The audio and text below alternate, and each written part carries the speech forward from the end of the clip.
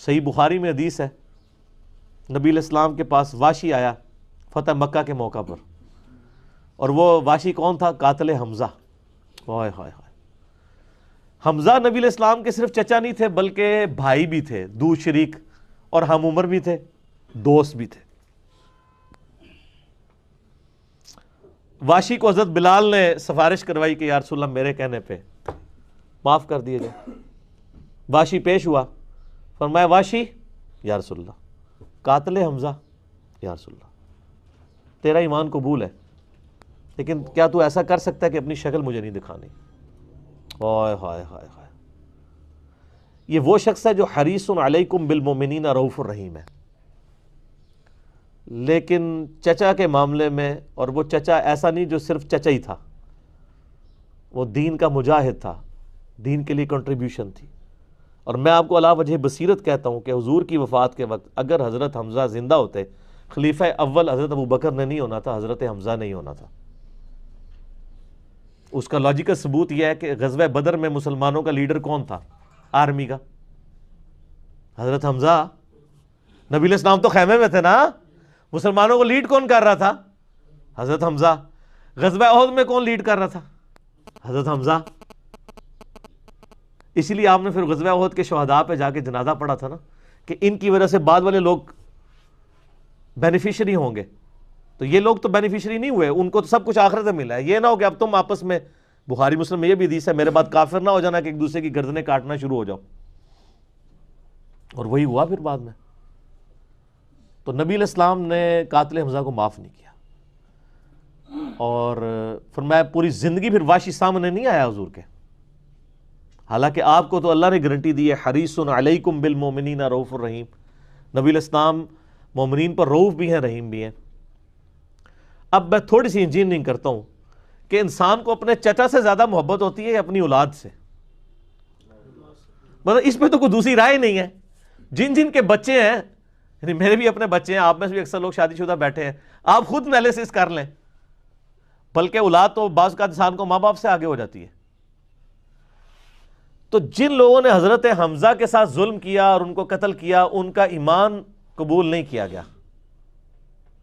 تو جن لوگوں نے حضرت حسین ابن علی کے ساتھ ظلم کیا،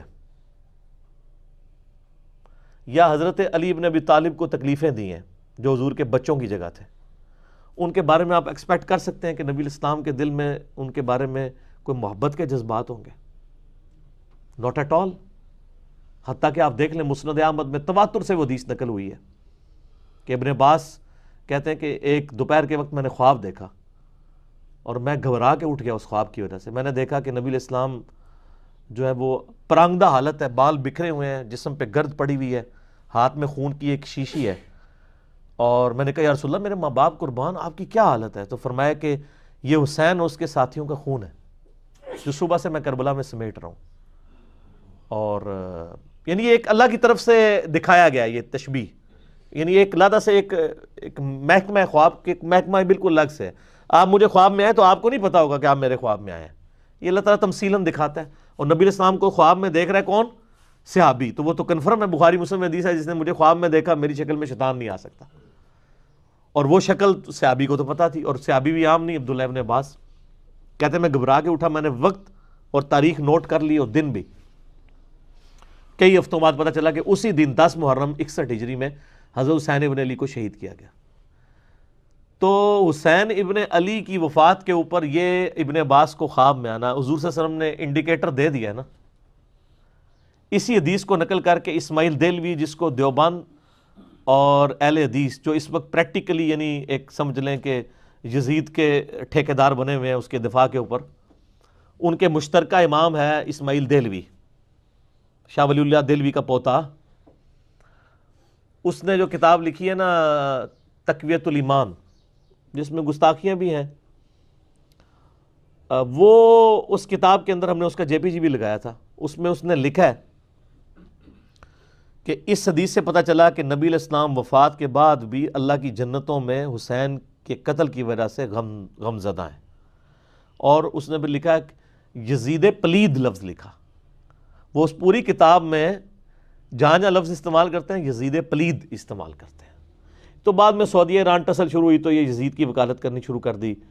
اہل حدیث تو خیر اس وقت ناسبیت اور یزیدیت کا جھنڈا اٹھائے ہوئے ہیں. دیوبند میں کم لوگ ہیں ایز کمپیئر ٹو اہل حدیث, اور بریلویوں میں تو بہت ہی کم ہے. تو یہ میں آپ کو صرف ایک کمپیریزن بتا رہا ہوں کہ انسان کو اپنی اولاد سے جو محبت ہوتی ہے وہ تو آپ سوچ نہیں سکتے. ترمذی میں اور مسند احمد میں حدیث ہے, نبی علیہ السلام نے حضرت حسین کو اٹھایا ہوا ہے اور آپ فرماتے ہیں اللہ یہ میرے بیٹوں میں سے ایک بیٹا ہے, اللہ اس سے محبت کر جو اس سے محبت کرے, اس سے دشمنی رکھ جو اس سے دشمنی رکھے. ہم یہ پوچھتے ہیں کہ حسین سے دشمنی کس نے رکھی ہوئی ہے, ذرا پوائنٹ آؤٹ کریں نا. کیا یہ تھریٹیکل بات ہے؟ تھی نا دشمنی, آج تک ہے, اس زمانے میں بھی تھی. تو وہ ان لوگوں کو پھر ان کے ساتھ کیا معاملات ہوں گے. باقی واقعہ کربلا والا ریسرچ پیپر 5B پڑھ لیں تو آپ کو معاملات کلیئر ہو جائیں گے.